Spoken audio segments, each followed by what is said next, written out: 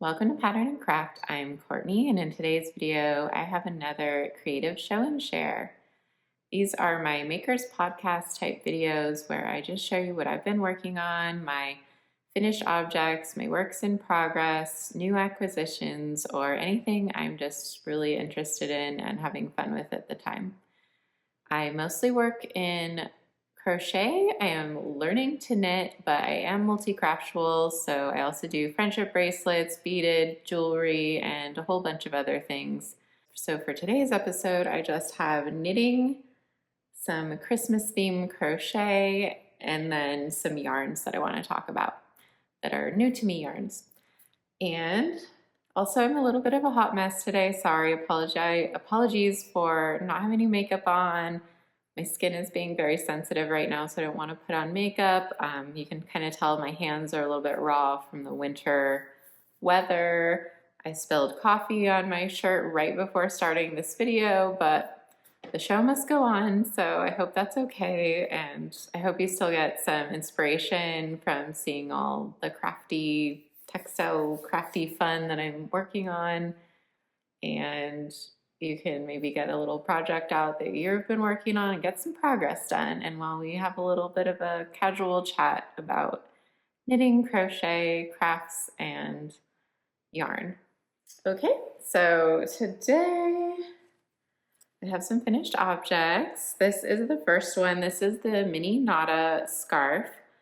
I forget the designer name. I'll put all the info up here on the screen and also in the description of my video. It is a beautiful pattern. I am so happy with it, how it came out. It is one of my first, I think it might be my first finished knitted object, or I guess it's my first knitted garment finished object. I think I did some, like a coaster or something like that already, but this is really fun. I did block it, but this is cotton acrylic, so it's not going to have like a super great drape, and it's a little bit hard to block, but it came out pretty well, and it is done all in garter stitch, and the sections here where there are vertical stripes instead of horizontal, those are all slip stitch color work technique. And then these are obviously, these horizontal sections are just stripes. I think you do two. Yeah, you basically, it's a really easy pattern to make. You only work with one color at a time, even though it looks very complex. You just pick up the, in this case, you'll work the rust for one row, one direction, turn around and come back. And then you switch to the cream and you go 2 rows, 1 row out, 1 row back. And it is all garter, so you're just doing knit the whole time. And the only time you do something a little bit different is with the slip stitch technique here. And that's where you're skipping every other stitch because we want vertical stripes. That's the way the pattern worked. It's been a little while since I finished it, so it's a little bit becoming foggy already what exactly I did, but yeah, it's a great pattern. It's really well written. I did mess up the pattern in a couple spots. There's these little sections I think you're not supposed to increase when you switch from this section of triangle to the next section of triangle. Sorry, I'm kind of looking in the reflection of my phone. So you aren't supposed to increase at those points, because if you do, like I did increase because I wasn't following the pattern closely enough. It does say don't increase, and I did, because you're just increasing all along these edges, and I just kind of was in the zone and I did the increase. But when you do that, your triangles do end up a little bit bigger each section. So my scarf's a little bit bigger than it should be, and my triangles get a little bit bigger from the bottom to the top. But I think it still worked out really well. The only issue I had with the pattern really was that the sections of garter stripe are much looser than the sections of slip stitch garter. And that's just the nature of slip stitch color work. It's just more dense. It's not as giving, whereas garter is very, squishy and loose. So that's just more, you know, that's gonna happen, and it did block out pretty well. I don't remember if I finished it the way it's technically supposed to be done. At that point, I was just kind of winging it. And I did one extra row of the red and then bound off. So you get kind of this like border that's solid. And then I went around the whole edge and, well, the two bottom edges, and I added single crochet all along there so that we get sort of a more finished edge. I think hers, you just kind of knit it and then you're done, whereas I added this single crochet edge in the red just to kind of give it sort of a border kind of look, and to kind of, to be honest, to even out my tension a little bit, because when I carried the yarn up the one side, the way you carry the yarn and everything looks fine, but I pulled it a little too tight when I was doing that. So I had one edge that was tighter. I think it's this edge. Yeah, it's this edge. So I kind of fixed that by doing the crochet edge and then blocking, because the crochet kind of spreads out the knitting a little bit. So I kind of fudged it, but it ended up looking even better, I feel like, that way, just because it has a little bit more of a finished edge. So it worked out. Use your skills, you know, however you can to get a good result. So I have a cute little scarf now, and I have worn it. I'll show a picture. It's just like a smaller scarf, so it's really cute though, and I'm so proud of myself for finishing something. I'm so bad about starting WIPs and then just not really finishing them, or losing steam, or getting frustrated when, you know, at the very start you're starting from the bottom and you're only going back and forth, and it's really fun because it's going really fast, and by the end, you know, you have, this isn't even a big shawl or anything, but by the end I started getting a little bit bored when the rows were taking much longer time.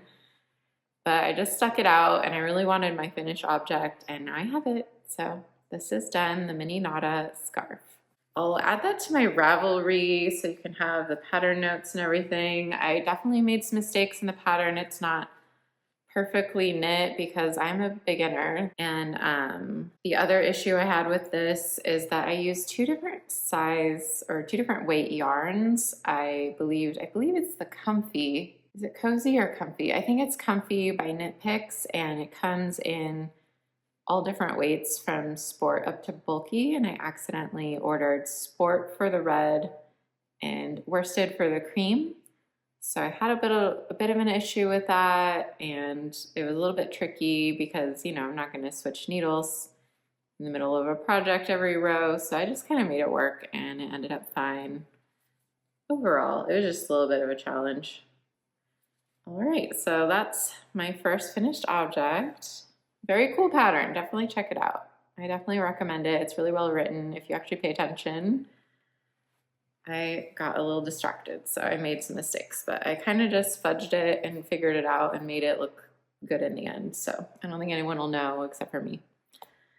All right, I have another finished object here. This is my own design, but I'm still working on it a little bit. So actually, I think the pattern itself is fine. It's just I had a little bit of an issue with my yarn. So here is my scarf. I'll probably do some B-roll because I don't know if you can see the whole thing in here. So here is a backed out view of that pattern I'm working on right now. So overall, you get sort of a diamond, like an elongated diamond shape. I'm not sure if that's better or not for a scarf, but it's just the shape I wanted to create. So that's what I did. And that gives you a little bit better sense of it than when I'm holding it. I definitely had some tension issues. You can see I used the same needle size for, sorry, that was the back side. Here's the front. So I used the same needle size for both halves of this scarf, but I think just the heathered version of the yarn. This is Eco Baby by Isager. I don't know how to say it. I'm sorry. I'll put it on the screen. So this is Eco Baby. It's baby alpaca mixed with Pima cotton, I believe. And it is a chainette construction, so that was a little bit challenging for me, the chainette. So maybe that's why I was having issues with tension, because it's a very stretchy yarn. Yeah, it's just very stretchy. It's so nice though. It's really soft. It's the first time I've used an animal fiber. So I'm experimenting with alpaca, and that is something I'm going to talk about in just a minute. But I do really like the baby alpaca. But you know, with it being a cotton in there, you wouldn't think it would be so stretchy, but it is with the chainette. So I was having a little bit of a hard time. And I think just maybe certain yarns have more stretch or give to them depending on the color. I have a heather over here, and then I have a solid over here. And even using the same needles, it's so much looser on this side. And you can see it's even though I did actually fewer rows of the cream. I just kind of fudged my decreases on this side. It's still a little bit longer. So I had a little bit of an issue there, and maybe it'll, you know, if I block it, it'll kind of fix it up, or maybe not. Maybe that's just live and learn and, you know, improve over time with things like that, and maybe notice when it's happening a little sooner. Yeah. You can definitely see my garters kind of stretching out here. That's probably not ideal. It looks much better on the brown side. So you can see the difference there.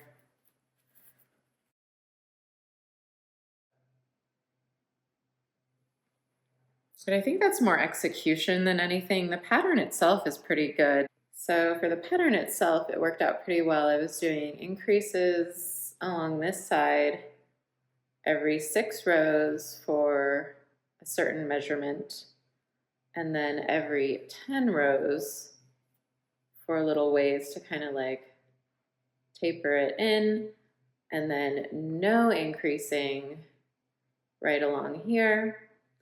Then I switched colors, and then instead of doing decreases along the same side, I decided to do the decreases on the other side. So it kind of has almost a diamond shape instead of an elongated triangle. So yeah, I did the opposite on this side. So no decreases, then every 10 rows decrease, then every 6 rows decrease, and then I was running out of yarn, so I decreased a little bit faster at the end. It takes pretty much exactly 2 skeins of the Eco Baby. So it's kind of nice that way that you can, and if you're using the same color, I think it would be even better because you wouldn't have differences in tension. I just did the 2 colors just to kind of, I don't know, I get bored, I want to experiment, I want to like see what it would look like if half my scarf was a different color. I don't know, I just do these things. And but I think you would have, you know, an easier time with tension if you're using all the same color. But you basically work from one end to the middle, and then I worked to a 30-inch measurement, and that with this particular yarn and this, you know, this pattern and this, it's more of a formula than an actual pattern, but it ended up that it exactly uses 1 skein for one side and another skein for the other. So no leftover yarn, none of that nonsense, no half skeins. So I did like that about it. I don't know if that would work out with it was a 50-gram ball, by the way, of the Eco Baby. But I don't know if this is the yarn I'm going to write the pattern up in or not. I'm experimenting with a couple others. I'm trying the same pattern out in Yarntopia, which is an acrylic. And I'm trying it out. Well, I started to, and then I wasn't sure if I wanted to keep going. I'm trying it in another yarn over here. This is an alpaca blend. I actually need to figure out what this is. I think it's a whole scarf yarn, but I can't find the ball band right now, and I really like it. So I'm gonna look that up, and then I'll let you know when I talk about the different yarns in a minute. But yeah, I'm just kind of experimenting with the same design, but different yarns, because if you see here, this is a thinner yarn held double. These little white yarns are just my increase markers. And then here is I think it's a DK weight. I don't think it says, but I think this is a DK weight. So this is just using a single yarn rather than holding one double. That's how that one looks with just, I think I prefer when it's just one yarn, but I do really like the effect I'm getting here as well. I don't know, I'm just playing around, seeing what is the best yarn, because I'm not sure the Eco Baby is the best yarn for this because you don't get as much stitch definition. And the beauty of this pattern is this really cool edge that we have here. It's a pretty easy one to do, but it has the same effect on the front, the side, and the back. So it's completely reversible, and it's a really beautiful edge. Like it really shines when you can see the stitch definition, whereas with this version of the scarf, I don't feel like you can see that edge as well. It just doesn't show up as nicely. I think this yarn's better for just its own texture to like appreciate the yarn and not so much the stitching or the edge finish. So I'm still working on that. I don't know. I at least have a finished object. I need to block it still. This is fresh off the needles, no blocking, no nothing. I definitely could use a wash. It has cat hairs all over it. I have 2 kitty cats, 2 calicos, and they like to sit on my lap while I knit, so this definitely needs a little bit of love. Also, it looks like I didn't do a great job there when I went from my every 10 row decreases to my every 6 row decreases. It looks like I need to block out that little imperfection. Yeah, I definitely had a harder time with the cream side keeping my tension nice. I think I really should have just gone down. Maybe even here, this is probably a little bit too big of a needle size for this yarn. I think that's something I'm learning. I'm a continental knitter and I'm a crocheter first. And when I crochet, I'm a tight crocheter. So I'm used to looking at the ball band and whatever recommendation it gives for the crochet hook, I always go up at least 1 full size. If it says 4mm, I go up to 5. Sometimes I go to 5.5, just because I'm a tighter crocheter. And then for knitting, I kind of think I've been doing the same thing, just assuming that I should go up because I'm a tighter crocheter. Maybe I'm a tighter knitter, but I don't know if that's actually true since, sorry, my husband interrupted me, so I kind of forgot what I was saying. But I think what I was saying is that I think I'm using too large of a needle size to pair with my yarns a little bit, and that's why I'm getting this sort of stretching going on in my garter stitch. And I noticed it's starting to happen here on this sample as well. Unless it's just something else I'm doing, I am knitting continentals, so I think that is supposed to be looser than English style, so maybe I should be using exactly, or if there's a range of needle size recommendations, maybe I should use the smallest one of that range, or maybe I should even be going down a needle size. I'm not 100% sure what I'm doing here. I'm like a new knitter as of this year, as of just a couple months ago. I am a designer at heart, but I think I might be getting ahead of myself a little too much, like trying to design patterns before I'm really great at knitting. So I might take a little pause on that and maybe just focus on trying out other people's patterns. I have coffee on my mouth. Oh, I'm a mess today. So I might just, it's so hard for me to just follow someone else's pattern and just do the thing.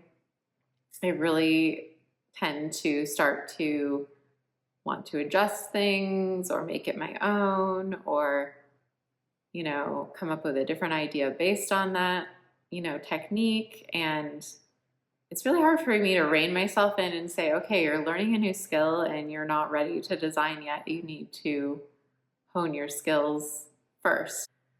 All that to be said, I have another WIP. So here's my other WIP to show you today. This is my lattice scarf. It's still a work in progress. Ooh, hold on.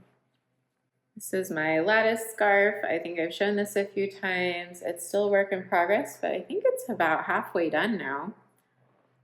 So that's a really nice, fun one that I designed based off of just a plain striped scarf, and I decided to change it into this fun little lattice thing and also do a different edge on it and do it, I think, wider. I don't know. There's definitely a lot of changes that I implemented, but this one's coming along nicely.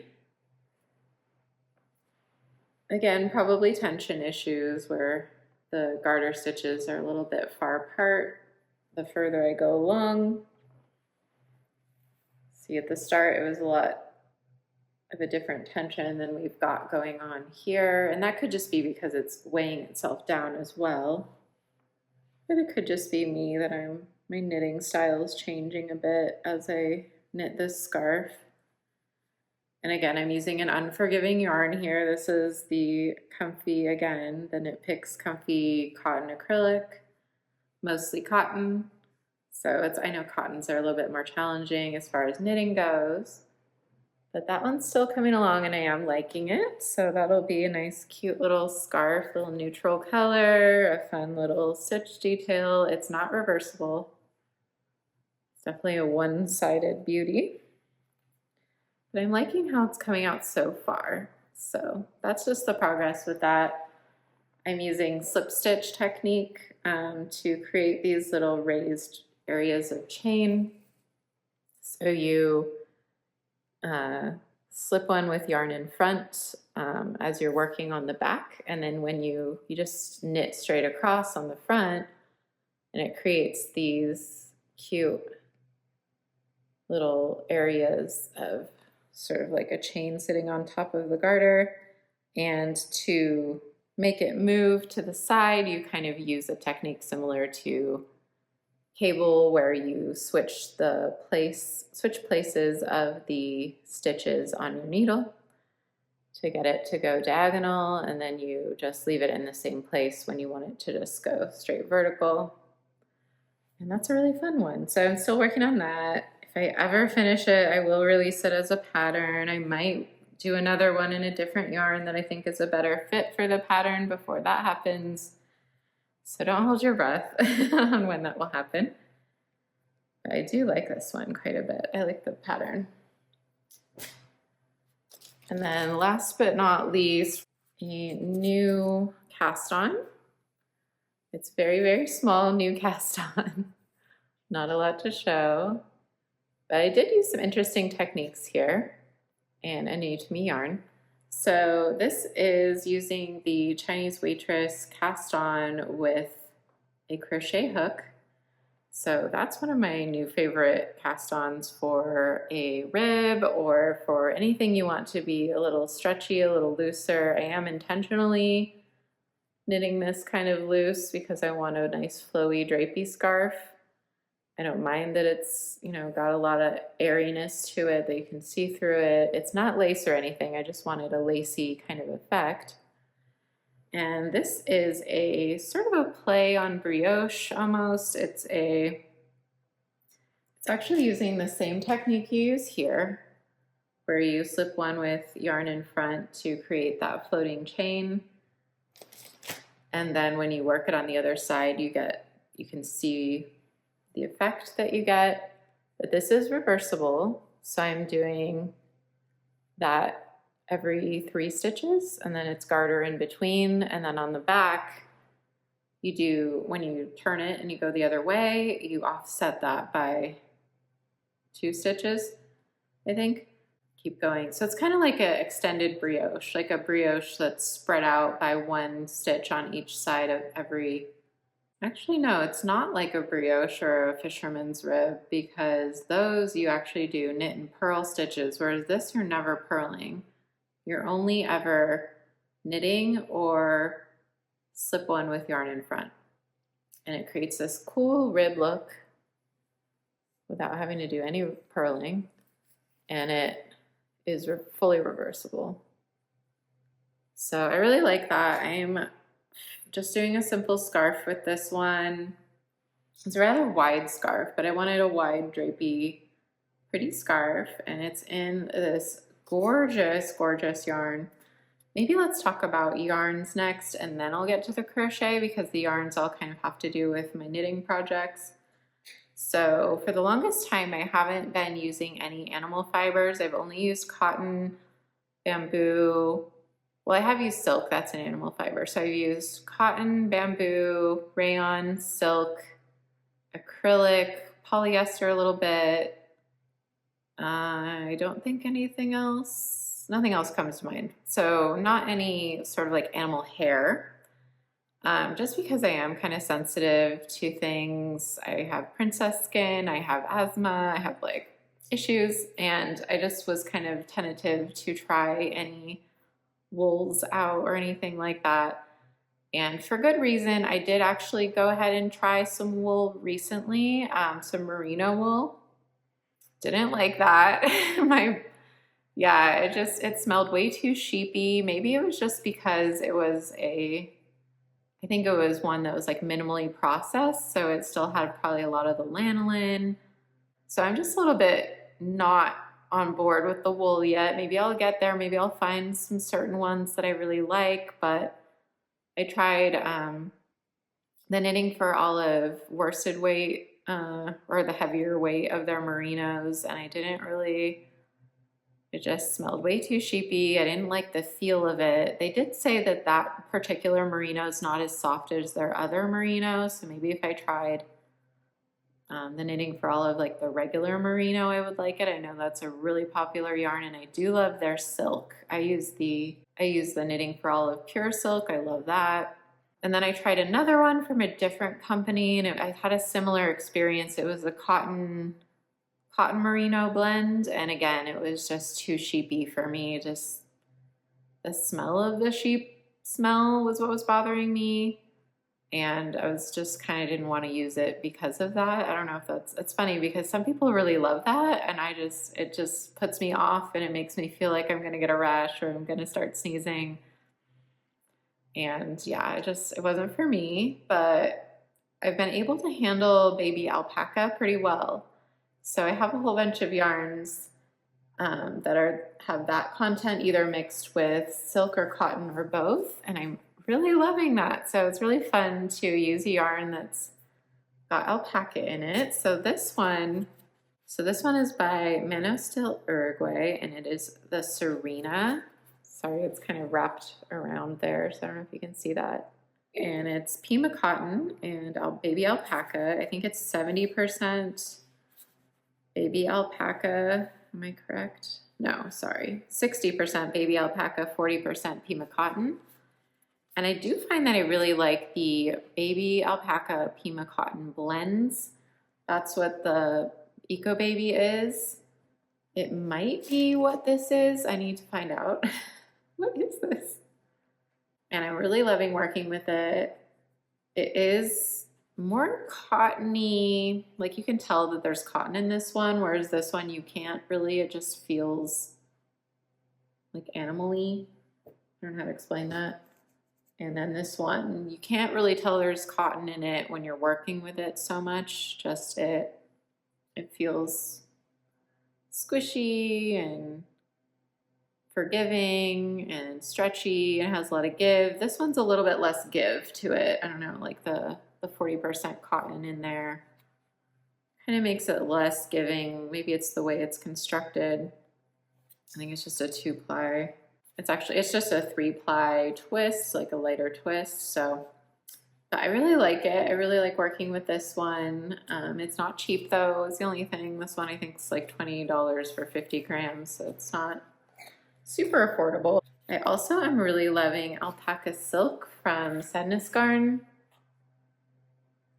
It is so luxurious. So this one is 70% baby alpaca and 30% mulberry silk, and oh, it is so wonderful. I kind of wish I picked a different color.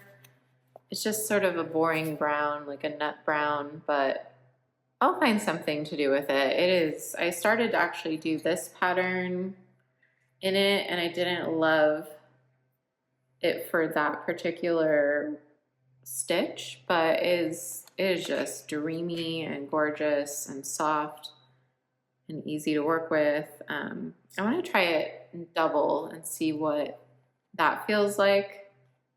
But then, you know, you're using twice as much, and it's probably, I don't think it's a very affordable one either, but I think it's more affordable than this one, and it is a little bit softer, but I could be wrong. I'll put it on the screen, the price, and I'm really loving this one.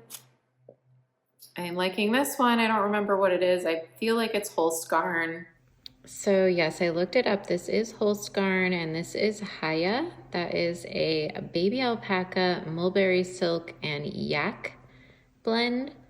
So yes, it is baby alpaca. It is a blend, and it is gorgeous. I love it. So yep, that's a good one. Definitely a hit. I forgot to mention in my video, the alpaca does not have an odor to me the way wool does, or at least not as much. So that's why I'm tolerating it better as far as just sensory wise. And then also the feel of baby alpaca is really nice to me compared to so far the wools that I've felt. And I don't seem to get any kind of asthma reaction or rashes or anything like that. So definitely a fan of alpaca, or specifically baby alpaca right now. I also got this one from Sadness Garn that's just their plain 100% alpaca. It's not the same. The baby alpaca is super soft. This is more hairy in a way. It's more slick. Yeah, it's not as soft. It's just not the same thing. I definitely will use it for something. Maybe I'll blend it with some other yarn. I don't hate it. I'm not rushing to go out and make something with it. It's just not the same softness as the baby alpaca. Is that all I wanted to talk about yarn wise? And then yeah, the Yarntopia. So here's the ball band for the Yarntopia. It's an acrylic, so totally off topic of the whole I'm using animal fibers all of a sudden thing, but it's kind of amazing how far they've come with acrylic now. Not all of them. I'll order some or feel some, and some are still that, you know, plasticky, synthetic-y feeling. But this stuff is so soft. It is insane. It feels like bamboo. It feels like rayon. It feels like modal, something of that nature. And it is a little bit trickier to work with. It isn't as stretchy as your typical acrylic. It isn't as forgiving. Yeah, it just doesn't have that springiness that you're used to maybe with acrylic, that kind of, so it doesn't feel like wool. A lot of acrylics seem to be trying to dupe wool. But this is, it's amazing that this is acrylic. It says 100% acrylic. I've checked the label multiple times. It's not even a blend. And it's a pretty incredible and soft yarn. I think I talked about it last time also, so sorry about that. Sorry for talking about it twice. And then also I have another fun yarn to show you. This is the Cocktail Deluxe from Hobie. I think you say it that way, Go Handmade. But you order it from Hobie. It's 100% polyester. Isn't this Lurex or Stellina? Anyway, they say 100% poly on here. And it's kind of an annoying yarn, but it's beautiful. So I was using that for something that I'll show you next. So now we can talk about crochet, but don't go anywhere if you're not a crocheter. Stick around if you're into Christmas crafts, and maybe you might want to learn to crochet just so you can do this kind of stuff. So I have been making more little crochet snowflake ornaments and just coming up with all new designs. This one, this design I made a tutorial for recently, so it's up on my channel. So that one I do have available. This is the same one in a different yarn. That's an acrylic rather than, this is mostly, I'm using the Cotton Fair by Premier Yarn, and it's a cotton acrylic blend. And I've been doing these for years now, maybe for the past 3-4 years. I've been making these little crochet snowflakes for my Christmas tree, for my for sending out in Christmas cards, because you just have your Christmas card and then put it inside, and then it's thin enough that it doesn't make it too bulky to just mail through the normal mail system. So I have a bunch of new ones. Some of these are repeats because I was kind of working out the pattern.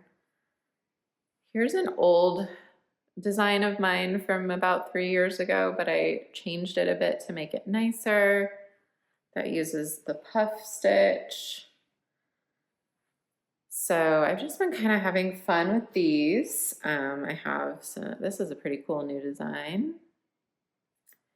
But what's really fun is I started experimenting with using the Cocktail Deluxe as sort of a finisher to give some fun little sparkly detail. I'm just using a slip stitch technique.